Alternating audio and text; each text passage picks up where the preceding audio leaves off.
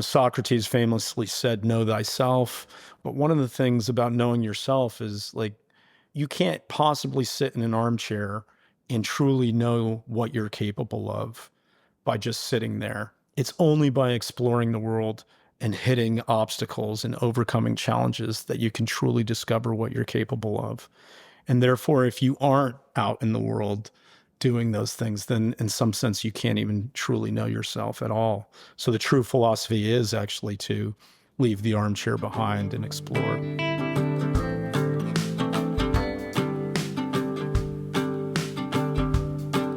Hello and welcome back to the Hannah Frankman podcast. On today's episode, I'm interviewing Michael Gibson.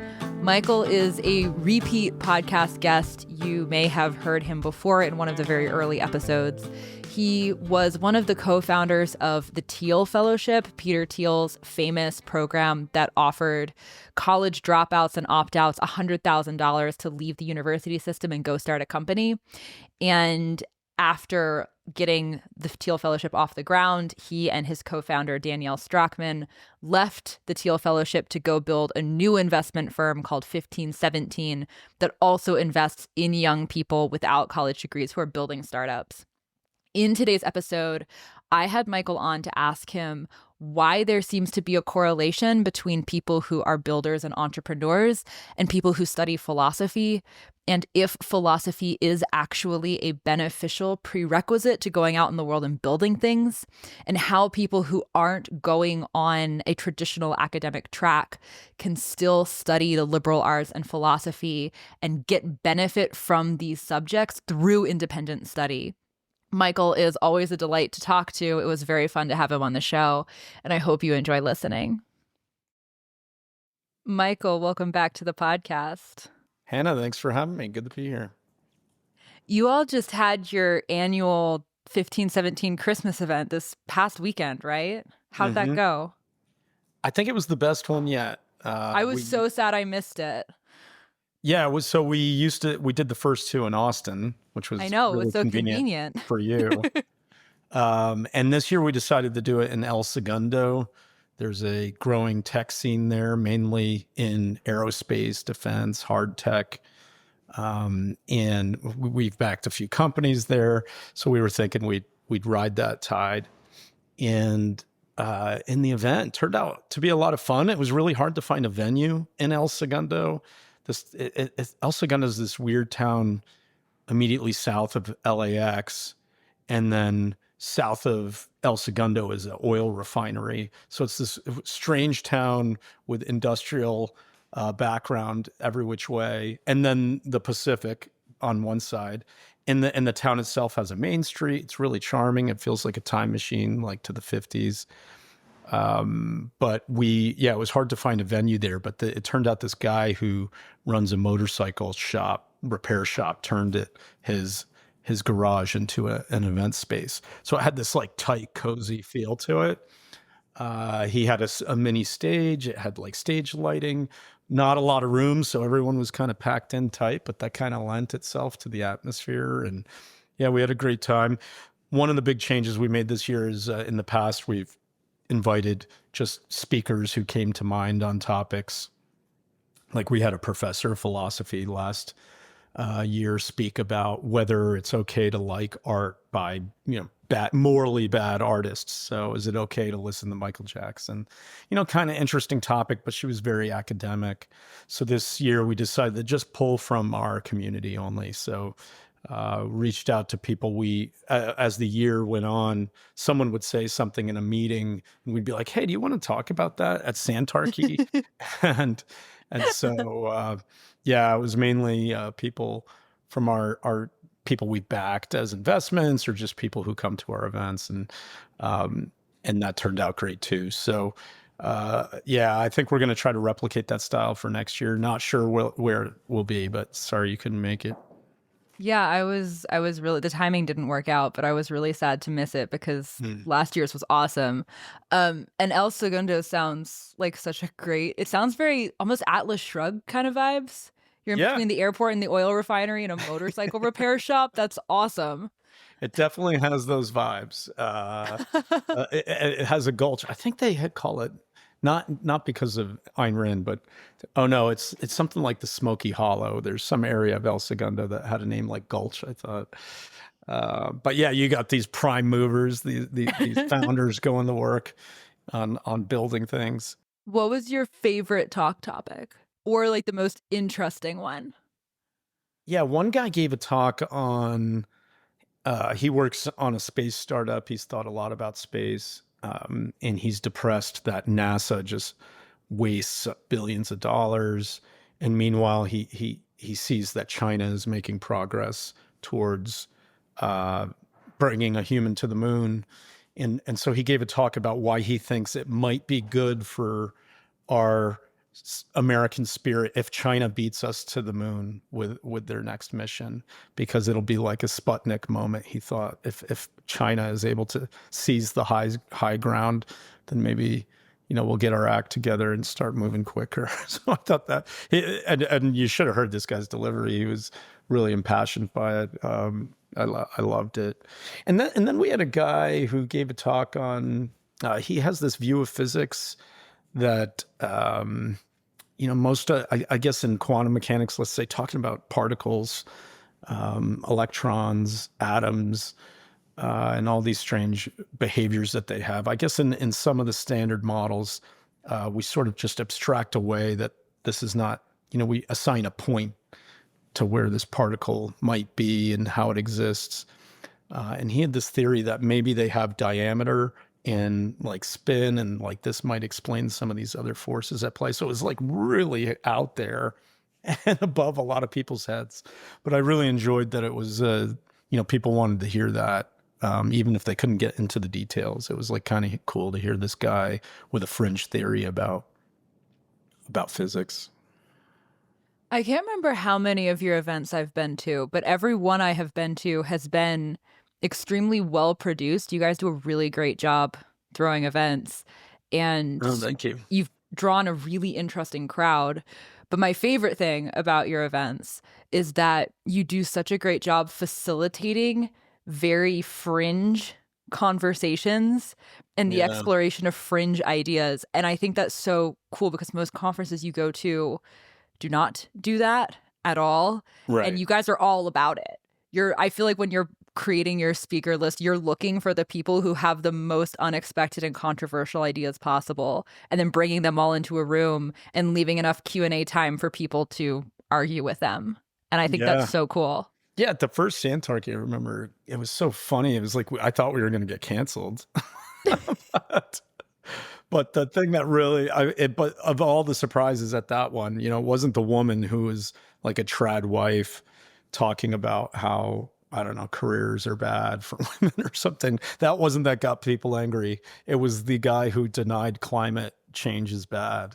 that was the one that got some people upset. That was surprising to me. But yeah, I think it's just broadly this free speech, free thought background to what we do, that ideas have to survive against, there's an adversarial process to arrive at the truth, where ideas are put forward and challenged, and if you silence ideas, then you're stopping yourself in your tracks when it comes to hunting down the truth about things. Throwing events is also a lot of work. Why is this a core part of what you expend effort in every year? It feels like this is a core part of your operating philosophy, is throwing a handful of really great events every year. Why does this feel important? Well, strategically, it's good. So as a fund, we're always trying to meet talented people. And something we learned from Peter Teal, so Danielle, my co-founder, and I, 15-17, we helped Peter Teal start his fellowship. For listeners who have not heard the first podcast, which you should go back and listen to, because it's also a good conversation. Yeah, for a quick recap is Danielle and I helped found Peter Teal's fellowship program in 2010. And so working with Peter, I mean, it's how he found me, in a sense, is like I was volunteering for a nonprofit that Peter backed called the Seasteading Institute. This is a crazy idea to create platforms in the ocean to enable communities to thrive, experiment with new forms of community government, even if it was big enough. And it was through that where I sort of met people who worked for Peter, and they told me about this job opening unrelated to that. And then working for Peter, I helped him teach a class at Stanford Law that year, my first year. And the class was on philosophy, technology, politics. I was basically the TA of the class. I received all the essays, I graded them, and Peter was always asking me, like, who should we hire in this class? We ended up, making job offers to the top 3, 4 people in the class. And so I saw this as a way that Peter recruited. And then if you look at the story of PayPal, read another guest on your podcast, Jimmy Soni, who wrote the Founders, great book about PayPal and the extraordinary people who work there. And if you like, all the people that Peter pretty much brought into the company were from the Stanford Review, which was like this political philosophical magazine that Peter started on campus at Stanford. And so it became a recruiting tool for him. So it was like, if you use ideas as a focal point or as a magnet to draw interesting people in, you can find a way to recruit out of that, which I find fascinating. It's like, it's almost like there's a weird Venn diagram to things where people who are interested in certain types of questions are also interested in building things. And for example, it could be pretty close to technology question, like, will AI kill us one day? Will AI end humanity like the Terminator? That question was a big popular thing in Silicon Valley in, let's say, 2010 to 2014. You saw meetups where philosophical discussions took place, and not everyone was interested in building these things, but like just that alone would pull in interesting people. But we've had discussions where, I've given a workshop on, let's say, Dostoevsky. I did a book club on Dostoevsky, and it was like, people were showing up to that. And if they're interested in that and they also build technologies, now they're going to come to me if they're interested in a grant. So this was something we learned from Peter Thiel about creating honeypots for builders who also are interested in exploring strange ideas. One of the things that most surprised me when I was 18, 19 years old and first sort of exploring the startup world before I even got my first startup job, I was so surprised by how many of the startup-y people, especially the founders, but like people in high level roles in startups in general, how many of them were deeply well read and also deeply philosophical, because I hadn't expected that. I thought that people who are very philosophical went into academia Yeah. or became librarians or something, and people who went and built companies were really nerdy about tech but didn't really know anything Right. about, to your point, Dostoevsky or Plato or Aristotle or Austrian economics or whatever topic they happen to be interested in. And it seemed to be a very direct correlation that the more, this isn't true across the board, but there's a very high percentage of people, at least that I have encountered, and maybe Right. there's some selection bias happening here in the Well, circles that I yeah. run in, but founders that seem to be very philosophical. Right. I think that is worth pointing out. So it could be the case that a lot of like really smart people who love discussing difficult questions are just attracted to philosophy as a subject matter in, let's say, undergrad. And then, they go off and they do things. I forget, there is a breakdown of like average income by major.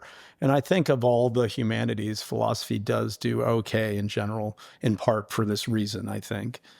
But in Silicon Valley, I mean, it is interesting that there are some big names out there who spent some time studying philosophy. Peter Thiel is one. His roommate at Stanford was Reid Hoffman, also studied philosophy. I think Hoffman has even a master's or something from University of Oxford. And then I think there are more lately. I can't remember them off the top of my head, but there's something about that. I think Paul Graham maybe flirted with studying philosophy. He's the YC guy. And so, Alex Karp at Palantir, so CEO of Palantir, I think he actually finished his doctorate in philosophy. So pretty wild that there's so many people with this background. So I think yeah, the selection bias could be one thing. Another thing could just be the political shift in higher education, where just look at like the donations of professors, especially humanities professors in the United States. And it's just like 98, 99% donate to whether it's Harris or Biden.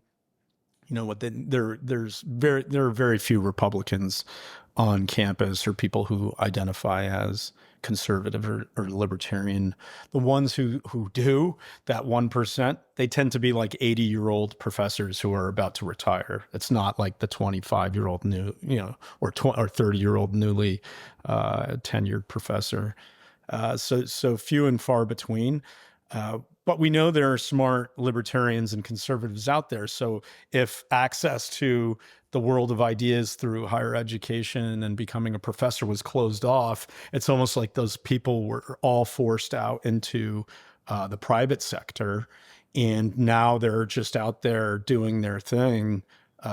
When in like a normal sane world, they might have been drawn into the academy if there had been more balance. So that's kind of interesting. I think for the better. It's like if it would, because the discrimination was so harsh in the ivory tower, it forced people out into the world to go build things. But they brought their their research or their deep thinking with them. So I think in another world, it could have been the case that Teal or Balaji Srinivasan, for example, like they would be professors at Stanford. But then maybe the last thing would be, okay, is there something to the tools and methods of philosophy that lend themselves to working in science and tech? And that, I think, is maybe worth investigating. It's hard to know exactly what. The first thing that comes to mind is epistemology, which is, the study of how do we know what we know? And the hardcore question in philosophy in that domain is always like, how do we have any knowledge of the external world at all? Could we be in a simulation in the matrix? And those can be very abstract or imaginative conversations. But just this question about how we form our beliefs, what distinguishes opinion from knowledge, and then how do we acquire knowledge, I think maybe that could be very helpful, because when it comes to building new things, you can't fool yourself, and you always have to sort of validate things and run tests. And I think maybe that lends itself to exploration of ideas. When it comes to other subject areas in philosophy, I'm not quite certain how they apply, like ethics or even this aesthetics, the study of beauty and so on. But I don't know. It's interesting. It's almost, if I think about ethics, there is a famous small study, not a high number, but apparently ethicists behave very poorly on campus. It's like people trained in ethics. So there's a study about this guy looked at who steals the most books from the university library. And it turned out that the ethics professors were the worst. That's very funny.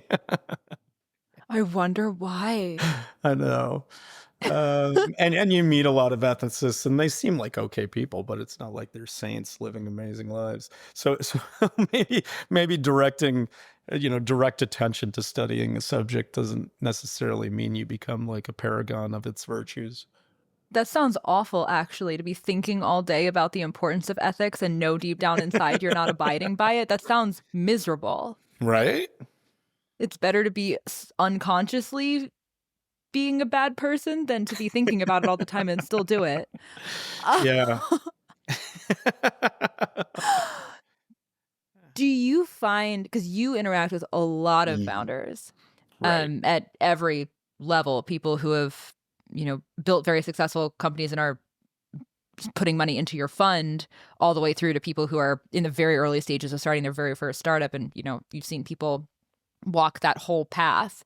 Do you notice a disproportionate amount of founders that you encounter compared to just, people in other fields or, successful people, but who aren't striking it out on their own with this entrepreneurial spark as either a founder or, an early part of a team?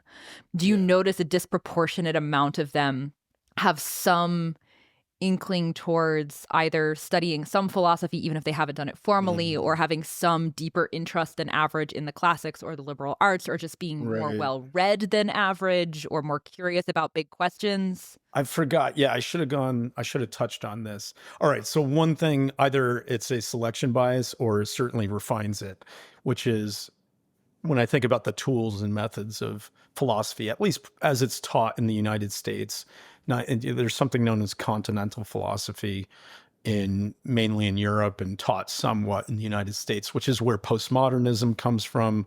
These are writers or thinkers like Derrida, Foucault. All of this stuff is like, in that type of philosophy, it's almost like the point is to be incoherent because they want to wage war on reason and language. All right, leave that aside. That's different. In the Anglo-American tradition, which is sometimes referred to as analytical philosophy, there are some standard tools that are used in discussing any philosophical problem. And one of them is just like clarifying terms. What do we mean by free will? What do we mean by consciousness? These are very challenging things to form tight and tidy concepts that everyone agrees on before we even begin our debate. Which leads to the next thing is like argument. Arguments have premises. Do the premises lead to the conclusion? Do you have an open debate so that people can be challenged on their claims? These are all part of the philosophical method, and I think they work in overdrive in a startup. So like one of the key cultural values that I think all great companies have is an openness to debate. So it's like you have to be able to trust everyone on the team to air all the information, however bad, and to debate what the best move is in response to that. And I think a lot of failure modes involved people who are unwilling to face the unpleasant facts, or teams that are like, there's a false harmony where people aren't willing to raise issues because they think it might upset, someone's feelings or someone's politics or who knows what. So I think there is an advantage to teams that are willing to have open debates, no holds barred debates, and to challenge each other's assumptions. So in a good study of philosophy, challenging assumptions is just par for the course. I think that's great. Are there any other aspects? Thought experiments to some extent are helpful. Standard tool in philosophy is to come up with some imaginative examples. I think that can, aid the imagination. Certainly leads into some of these far-flung technologies like AI. But yeah, I think, and then deep down, logic and deduction are just really part of even computer science. So it could be the case that there's a connection there too. It's like Boolean algebra is basically the logic at the heart of a lot of programming, and then it's also forms the backbone of developments in logic in the 20th century. Do you think there's also an element of just the deeper you've gone in studying both the dynamism of the world at large, but also the evolution of the world up to the present affects creativity? Right. Yeah. And then you mentioned that before, like why the big books, why tackle Tolstoy, Dostoevsky. And I think in philosophy, like what separates philosophy from science, it's not quite clear what philosophy should be about. The scientific revolution established a way of ending disputes about nature. So there's a big debate about whether philosophy makes progress at all. if we think about some of the standard questions of philosophy, do we have free will? David Calmer's famous philosopher conducted a survey on these types of questions. And what's clear is like there's no consensus on some of these big ones. Like, okay, free will, like, a third of philosophers are determinists, a third of philosophers are agnostic. You get these, and then maybe, some portion believes in it. What is the nature of consciousness? Is there one true morality? Do we have knowledge of the external world? These are tough questions that science has not yet been able to settle.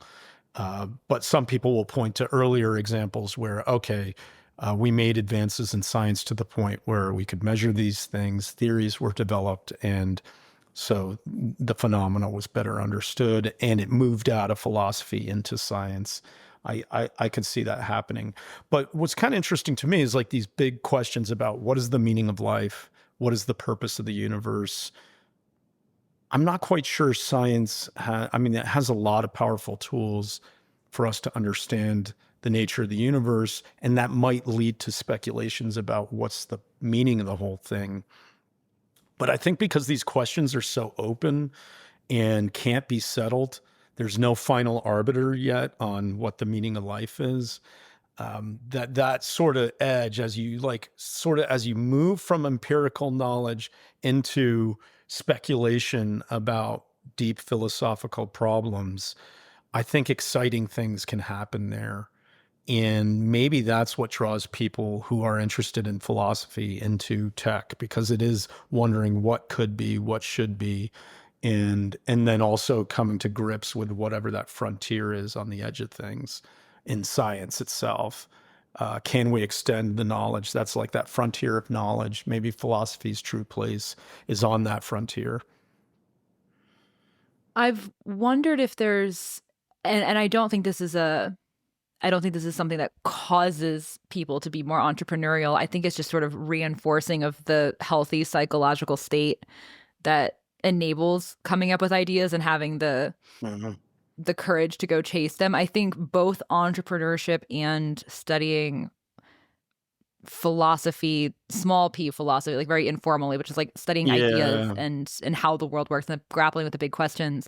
I think if both of those are done at a high enough level, they both sort of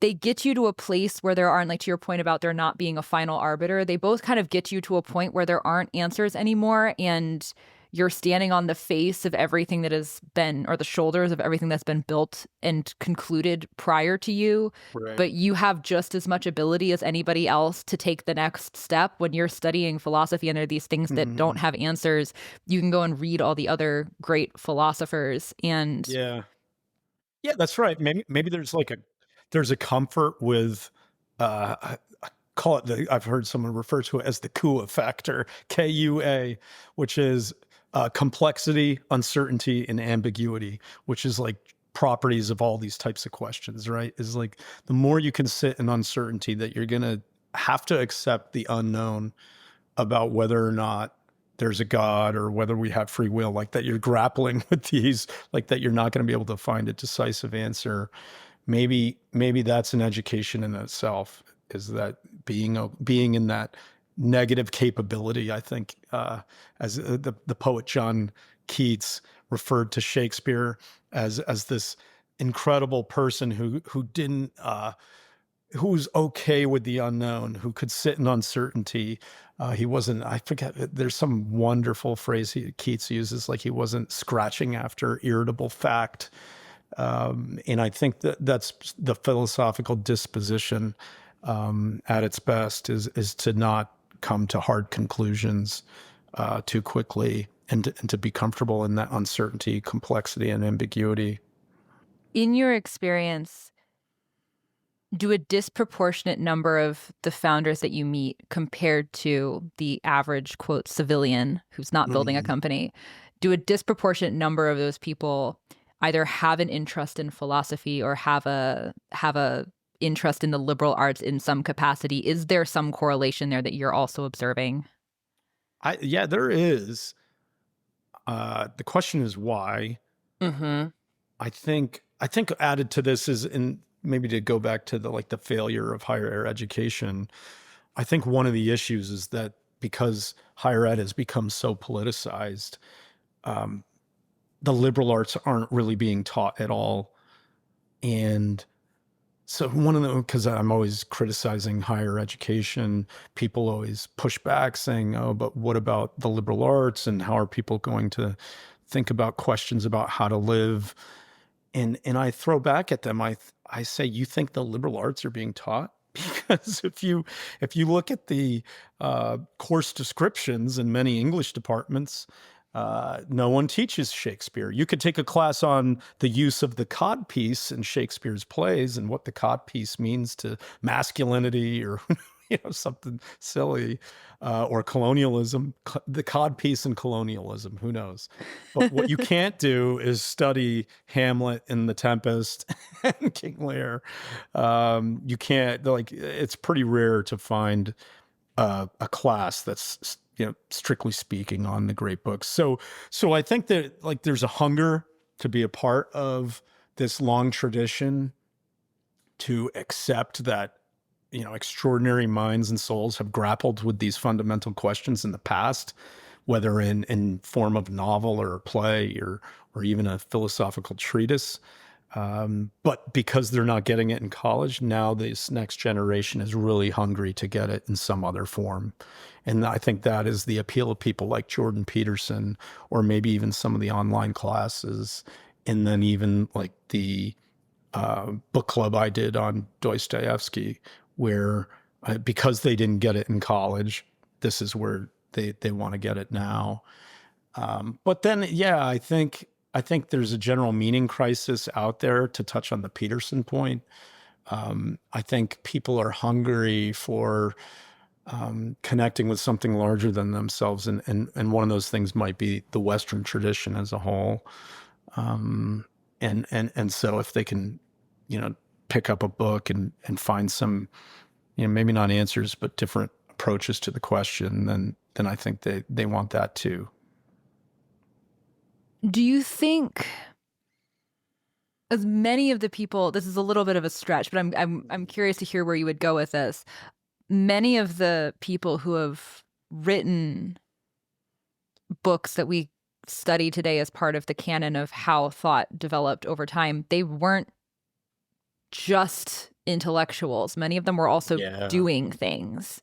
Do you think there's also an element of, like, sometimes the best way to explore philosophical ideas is not just that there's no room for you in the ivory tower, it's that grappling with things hands-on is actually a application of chasing this curiosity? A lot of great things in that question to get into. One of them is, if you, and this is an argument I have with conservatives. So sometimes conservatives are upset that I criticize the university, because to them, this is like the storehouse of wisdom and knowledge. And how is the next generation going to have access to it if we shut down Harvard? My God, the internet. What would happen? Right. And one of the things that bothers me is they don't, like, the canon that they believe in of great novels and plays and poems was by and large written by people who never went to college at all. Either because it wasn't a dominant part of the culture, or it just wasn't necessary, or they were out there living their lives. And so that isn't, like, why are conservatives interested in passing on the canon without thinking about how this canon was produced in the first place? Do they just think it was random that these great works popped up like popcorn out of nowhere?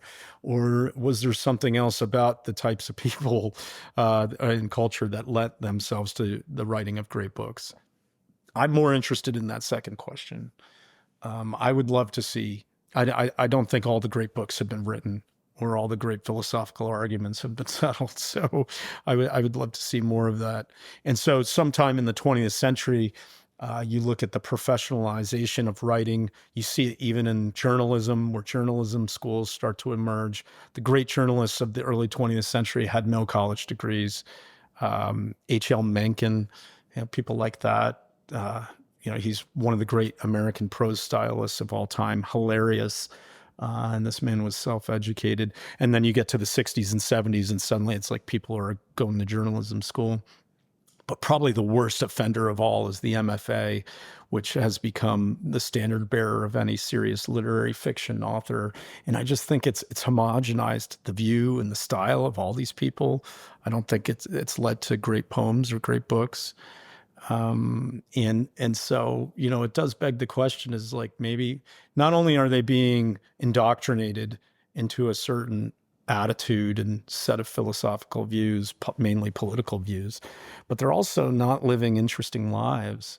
And so I think it was Melville said his Harvard and Yale was the whaling ship, and has to be the case that he was inspired by that, right, to write Moby Dick. That's like pretty straightforward. I do think there's something to, I mean, this is tangential, but Hmm. I'll gripe about this a lot, that when you're in school, you're primarily being taught by people who've done nothing else besides be in Yeah, school for, right. since they're 5 or 6 years old. And I think Totally. that's true for a lot of different arenas. I mean, I didn't get into the startup world in my early 20s because I wanted to Mm. work in startups forever. I got into it because I wanted to do interesting things so I'd have some Yeah. context to have good ideas and write.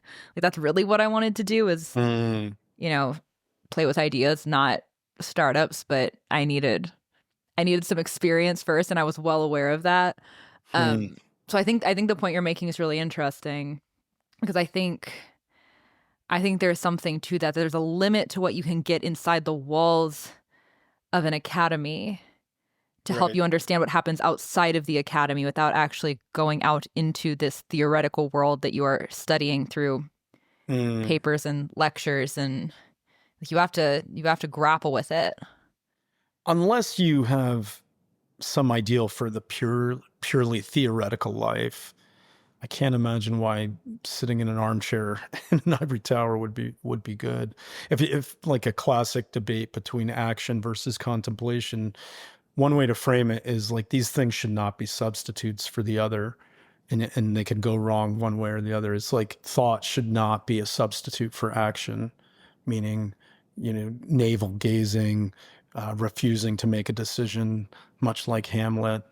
I think in that case, thought is a negative thing. And then likewise, action. It's not like we shouldn't just be rash because we can't come up with the better idea. So it's like somehow you have to hit the golden mean of like doing the right thing at the right time for the right reason, and like balancing thought and action. Um, and to me, I honestly don't think you can know the world like you're saying is like, um, Socrates famously said, "Know thyself," or at least he was told that from an oracle, and took it on as his own imperative. But one of the things about knowing yourself is like you can't possibly sit in an armchair and truly know what you're capable of by just sitting there. It's only by exploring the world and hitting obstacles and overcoming challenges that you can truly discover what you're capable of. And therefore, if you aren't out in the world doing those things, then in some sense, you can't even truly know yourself at all. So the true philosophy is actually to leave the armchair behind and explore. In the inverse, do you think it is beneficial, even if you're hungry to go out in the world and test yourself and build something and solve a problem in a very tangible sense? Do you think it's still, I hate to make broad generalizations that apply to Mm. everyone, but in a general sense, do you think it's beneficial to also take time to study philosophy and the liberal arts more broadly? Do you think that this is sort of just happens to be a proclivity of a lot of people who also want to go out and build things, Mm. and it just is a personality trait, and that's just how these people are wired? Or do you think it's actually Yeah, beneficial, if you want to build things, to make an effort to study some of this stuff? I think so. I mean, it's funny, is like to come back to that point about ethics and aesthetics. I wish we did know more about how to understand what's good, and what's beautiful. And so I think to create great products and services, or to, undertake incredible projects, I think we need some receptivity to the beautiful and the good. in order to design these things. So I don't know. I wish studying the liberal arts lent itself to, let's say refining that receptivity to beauty. I'm not quite sure how that works because it doesn't seem to work that well as in higher ed as we know it. But that should be the aim. I mean, that's the marketing material that people believe in. So it's it's also true. I think that's why people want to study great Russian novels because they represent the best of the genre. And so trying to understand what makes a great novel great will also aid you in coming up with your idea about, the car you're going to build or the spaceship you're going to fly. I think that's true. But the good and the beautiful are very elusive subjects, and so you can't again you can't like studying them theoretically can't be a substitute for actually trying to create them. At some point you have to take action, but maybe we just do the best we can. I mean, it feels to me like these two things work in tandem for the furthering of humankind's understanding of what we are and how we fit into the universe. Because you're inside of the academy, you're studying the ideas, and in the entrepreneurial world, you're building things and testing Yeah. ideas in a different way and building a body of knowledge that is also. I think humans fear the unknown quite a bit. And there's a difference. And one way this manifests itself is like they will try to reduce the unknown to Mhm. risk management. They will turn something that cannot be thought of in terms of probabilities into something which can. Even it'll be that illusion. And there are all sorts of psychological experiments that show this, where people decide to take part in one lottery or the other, based on not fully understanding the details of the situation. So in my experience, it's almost like thought and navel gazing is like a substitute to exploring the unknown. It's like trying to grapple with, if we understand it this way, that way. It's like sometimes you just have to get into the unknown and explore it. That's the only way to reduce uncertainty. And you see this in all the debates about the future use of technology, where from AI to some new genetic engineering, the instinct is to always say, if there's this 1% or less chance of this being catastrophic, well, therefore we shouldn't do it. It's like, it's funny to me, all the bioethics can be summed up in the line from Jurassic Park by the Jeff Goldblum character, where he says, you spent so much time wondering if you could build it, you never stop to think if you should. And therefore the assumption is, well, if that was the case, then you should, it's like you shouldn't build any of these things. And so it's like, no, it's like we don't understand. We have to explore. We have to experiment. Maybe there are guardrails we can walk the line on, navigate our way through the Scylla and Charybdis, these two sides that form perilous options. But the only way is through. And so, being comfortable with that uncertainty to explore that unknown, I think, we got to teach that more. And I don't know what enables that. Maybe it's philosophy, maybe it's literature, maybe it's not. Maybe it's something else. I think of my new reading on Plato actually is informed by this, where the standard line on all the dialogues is that is that they portray Socrates in a very positive light, especially with respect to his interactions with these interlocutors. But then I started, I think the dialogues are often studied in a philosophical way for their arguments without understanding the historical context, in particular, the historical references that are made within the dialogues themselves. So Plato writes, after the fall of Athens, Athens has lost the war to the Spartans, known as the Peloponnesian War. This was a long, drawn out struggle across 30 years that cost Athens everything. during that time, lots of major battles were fought, lots of decisions that turned out to be wrong were made, and then people did terrible things in order to make the best of a bad situation. And the reason I say all of that is, like, for example, if you read the Republic, the main character that Socrates is interacting with is this character Glaucon.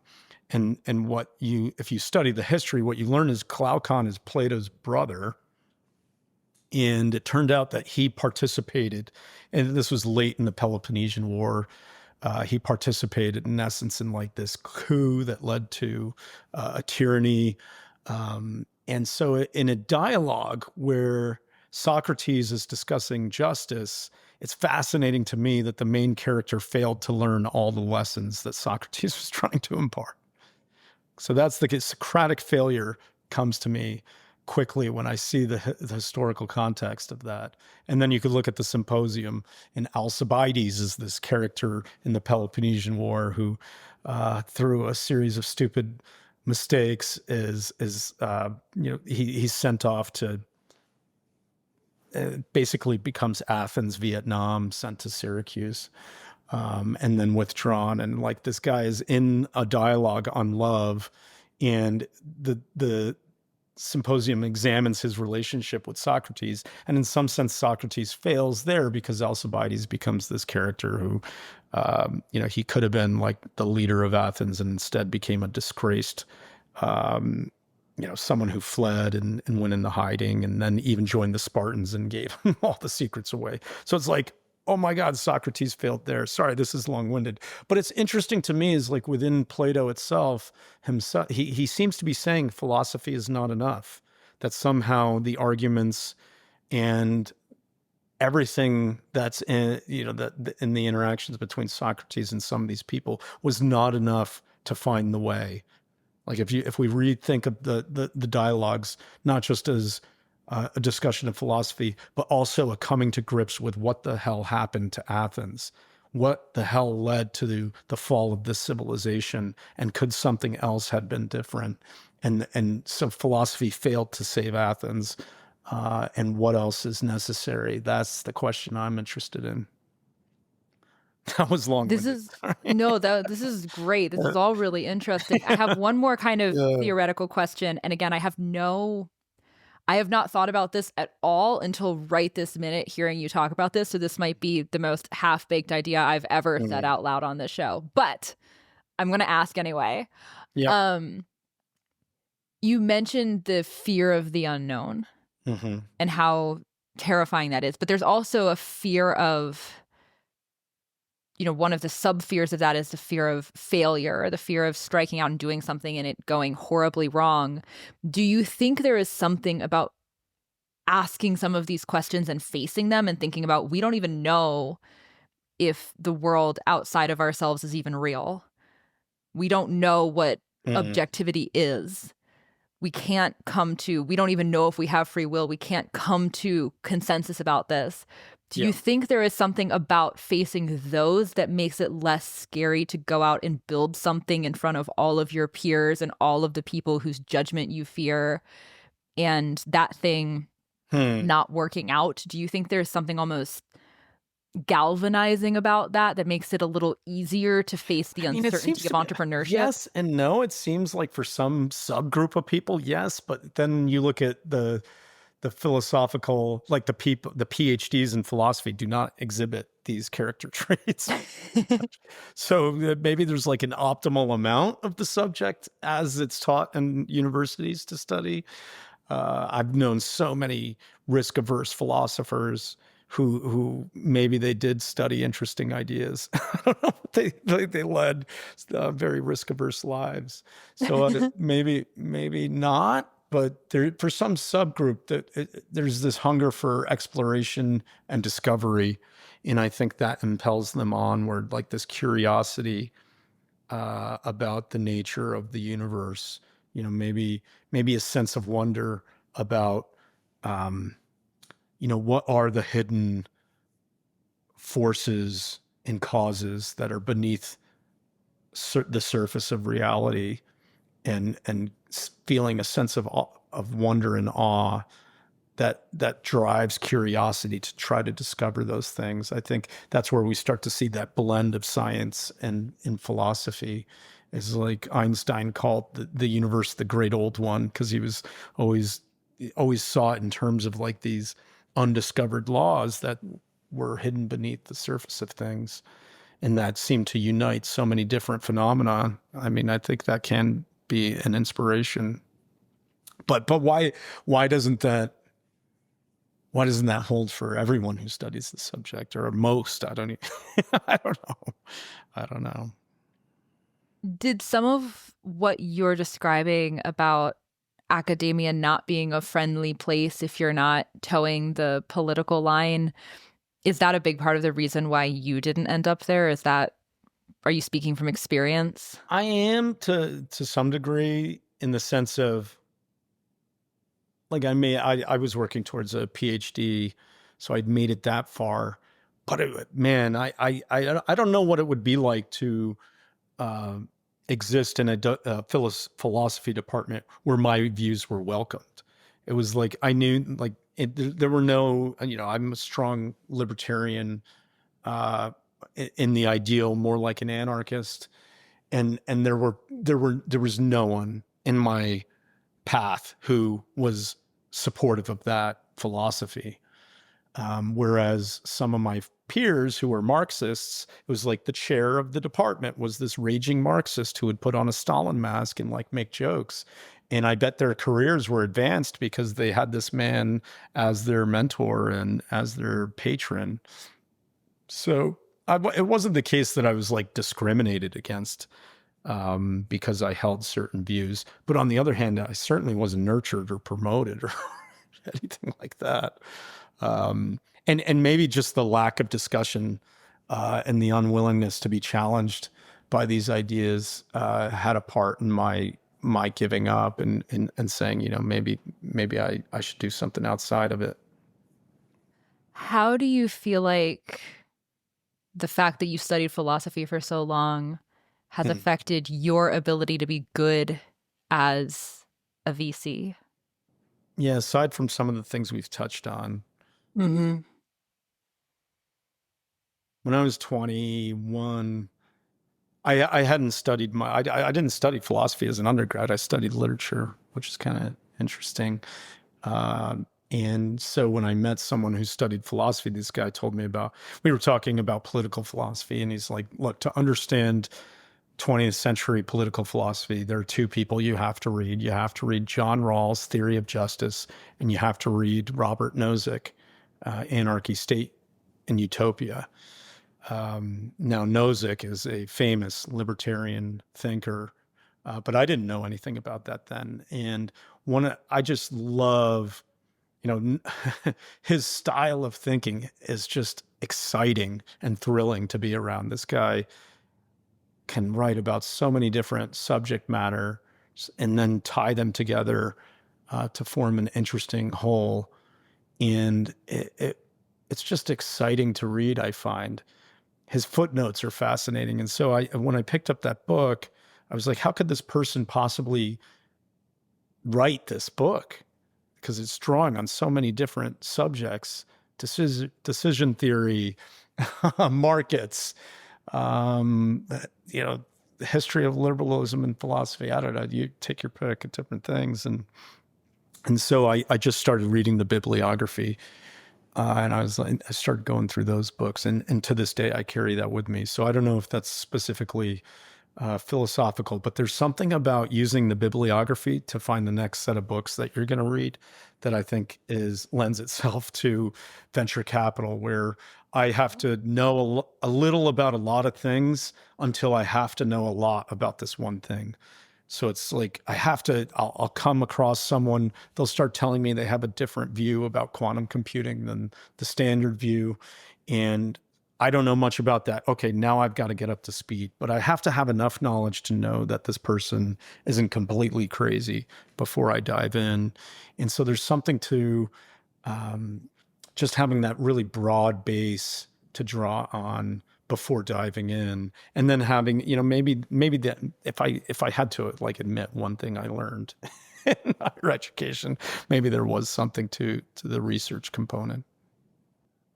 One of the things that I've seen young aspiring entrepreneurs get hung up on is the question in Peter Thiel's 0 to 1, what is one thing you believe about the world that no one else does, or that very few other people do? And I see people take that very literally, and they try very hard to come up with an answer, and they get very in their head about it because they're trying to come up with something that's going to sound surprising to someone, which, relates to what you were talking about earlier about hosting these events where you bring in people that have truly radical ideas in there. Yeah. Presenting them for debate. I think that's why Peter loved, he's like, he said once, like, I want to hire libertarians, not necessarily because they're libertarians, but because they're used to being the only person in a room who believes something. And wait, is that what this willing to question is defend it. supposed to be? Is it just fishing for libertarians? It's hoping that you're going to have some unusual take about the government. It's like, aha, I want to hire you. Well, not necessarily. It's more to this point that, like, there is one thing in your life, if you're a libertarian, that you're used to defending, and like 20 other people in the room think you're crazy. So maybe there's something to that. I think that willingness to have an open, no holds barred debate is really important and in business success.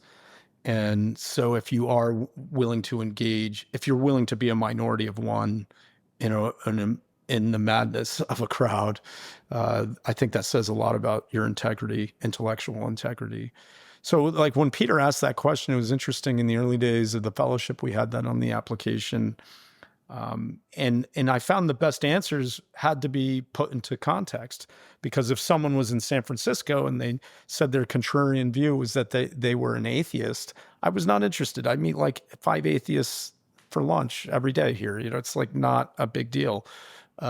Whereas if someone was from Alabama and like raised in an evangelical community and they're telling me, well, I am an atheist. Okay, now that's more interesting, because they had to, be a minority of one in that situation. Whereas if in San Francisco, someone came to me and they told me they're like a trad cath believer and surrounded by and living in a house full of atheist rationalists, then I'm like, okay, this is interesting. Let's talk about that.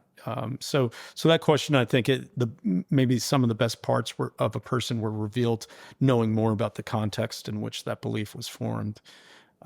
Although it could be the case that there are insights about the world that people have that are just in their own right interesting.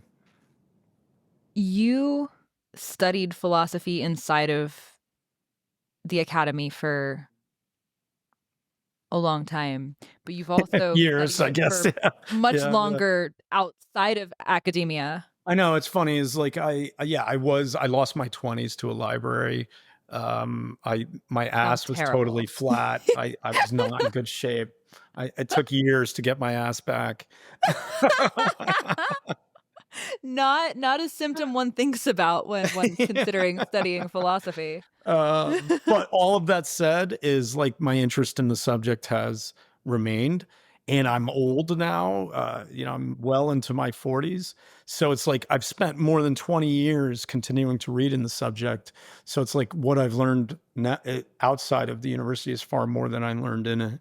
So even though I did spend a lot of time in terms of like working towards a doctorate, so years in my 20s, it doesn't compare to what I've done after it, if I think about it.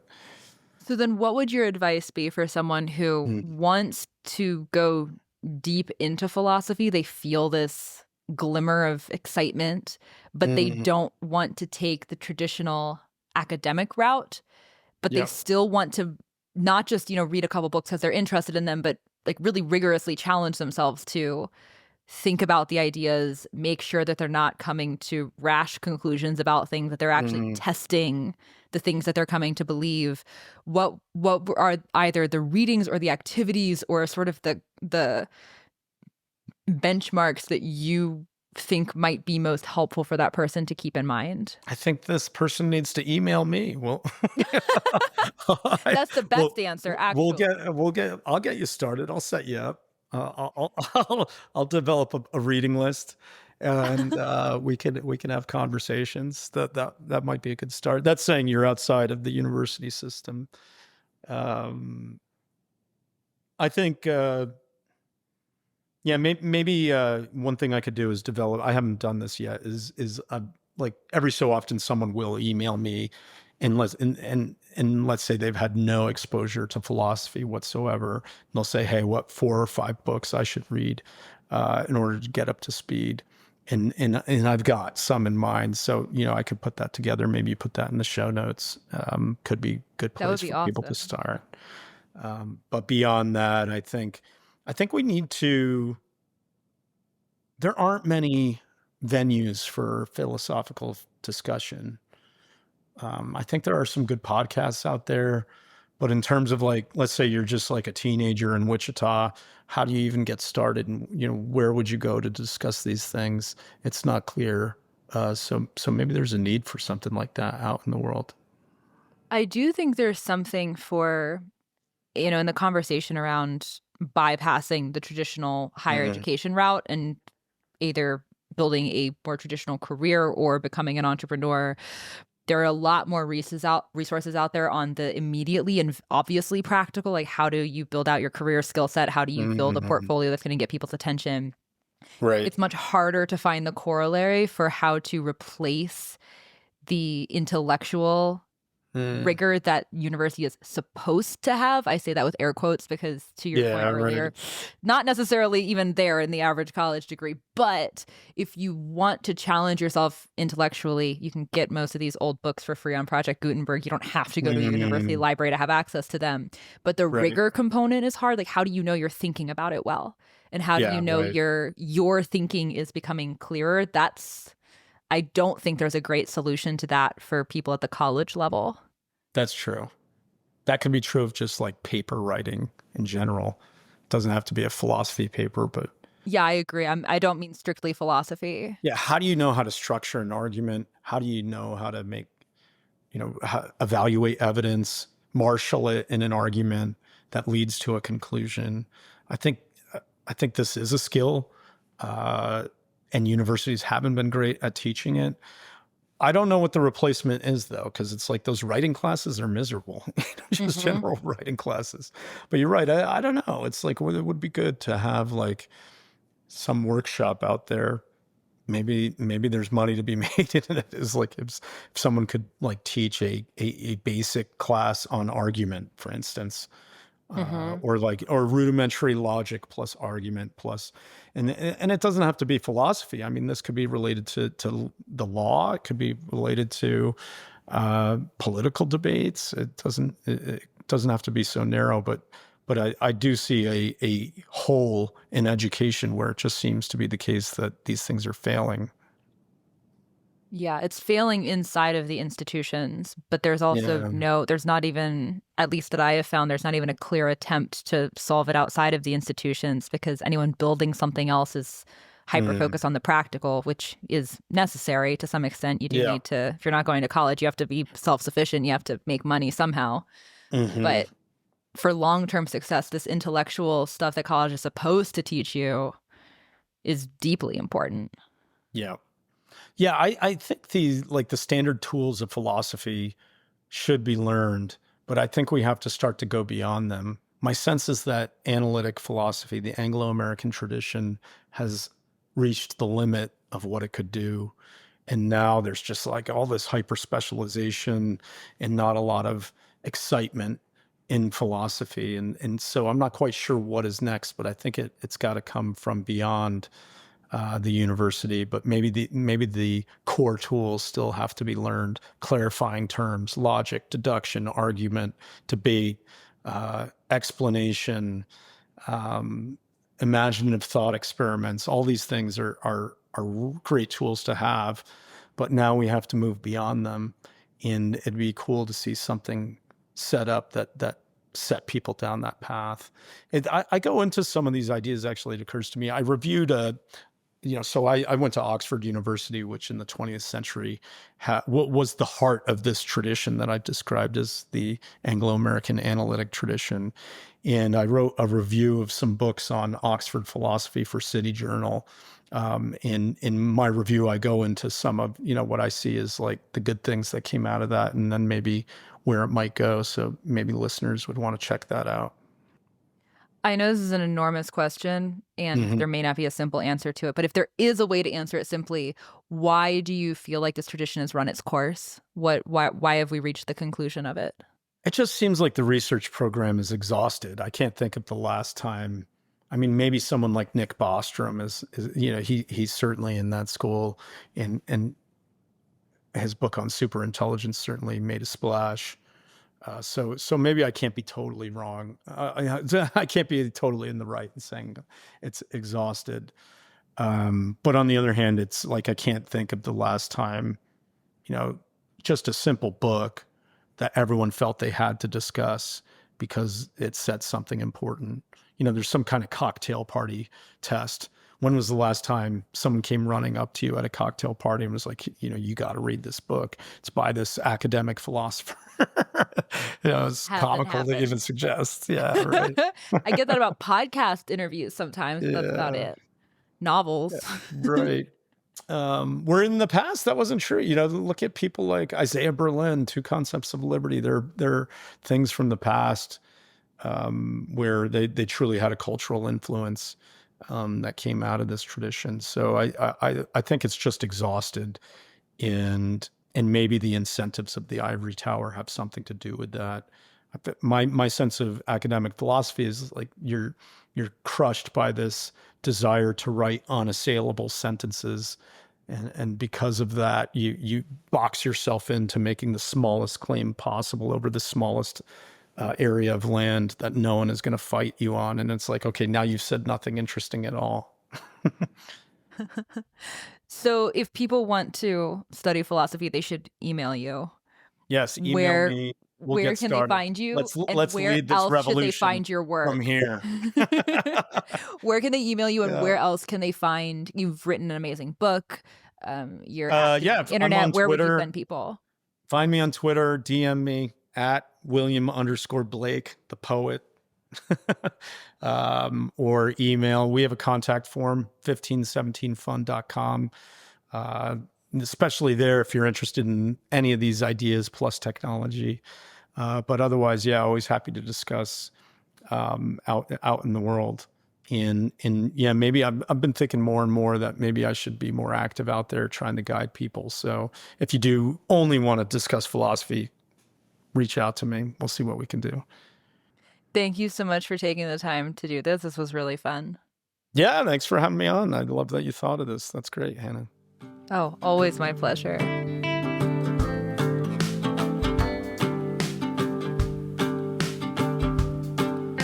All right, my friends, that is a wrap for today. Thank you so much for listening to today's episode. I hope that you found this valuable. Please leave a 5-star rating on Apple or Spotify. Please like the video on YouTube. And please don't forget to subscribe on whatever platform you listen to make sure that you don't miss next week's episode. Thank you so much, friends. I will see you next week.